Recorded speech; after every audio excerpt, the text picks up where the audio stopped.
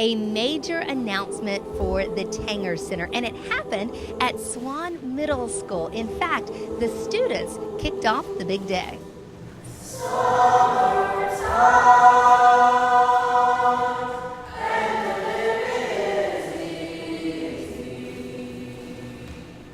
Ladies and gentlemen, I am pleased to announce that Greensboro Opera, as part of the inaugural season of the Steven Tanger Center for the Performing Arts, will present Porgy and Bess in November of 2020 with Rhiannon Giddens starring in the role of Bess.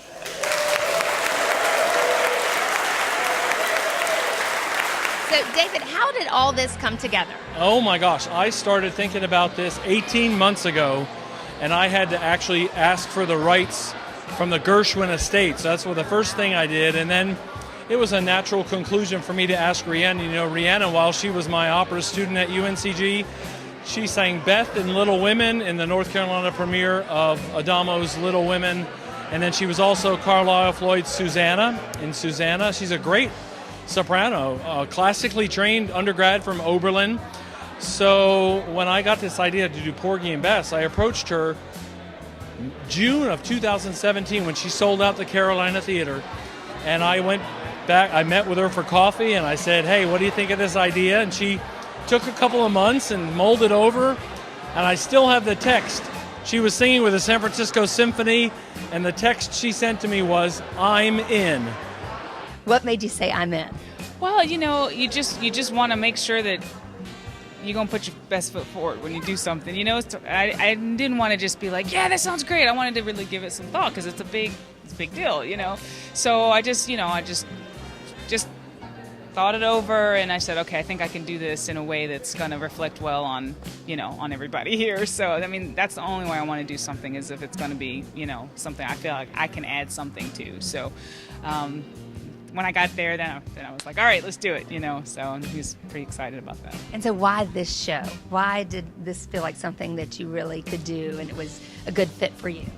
Well, you know, it's kind of a rite of passage of every African American like opera singer to do Porgy and Bess, and so I never got a chance to do that when I was singing classically, and it feels. I mean, I was like, I want to be in that brother and sisterhood too, you know, and the music is so beautiful, and of course, you know, the story.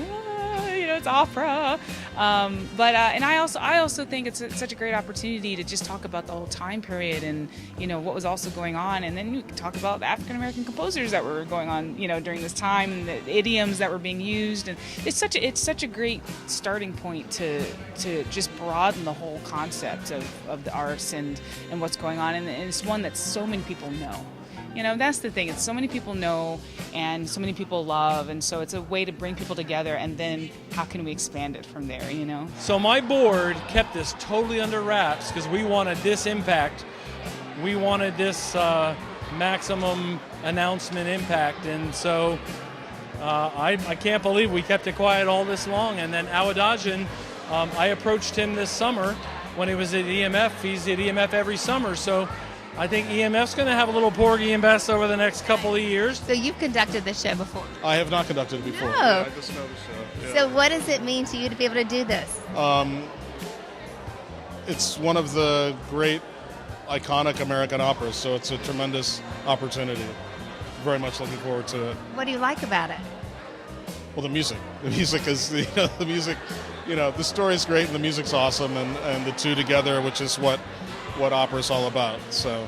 And working with Rhiannon. Yeah, that's, I mean, that I can't describe how much I'm looking forward to that. I mean, she's a tremendous artist, really important artist, obviously for the community, but nationally and internationally. So it's a real honor to be able to work with her and share the stage with her. Every time I would come home, I'd be like, oh, dang, look at that park. Like, oh my God, look at that. You know, oh my God, there's going to be a performing arts center, you know. And I'm just like, well, when people are putting, you know, their time and their energy and their money back into Greensboro, that's what makes people want to stay. It makes people want to come back. It makes people want to, you know, contribute back into the town. So I think what happens is that it just becomes this really great sort of exponentially growing kind of energy ball or something, you know, and that's, you know, I would want that for every city, you know, so I'm just really thrilled that it's in my hometown.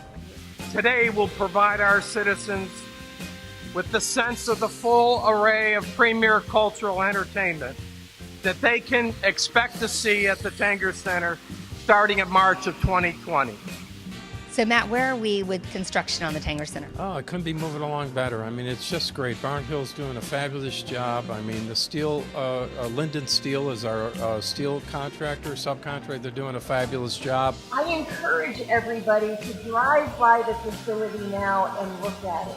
It changes every day. I drove by this morning and another wing popped up. It's amazing. It gets bigger every day. This is the first announcement of a show at the Tanger Center, but it won't be the first show at the Tanger Center. No, this is what fits the traditional footprint for opera to be in the fall. Their October dates, what we used to have at the auditorium.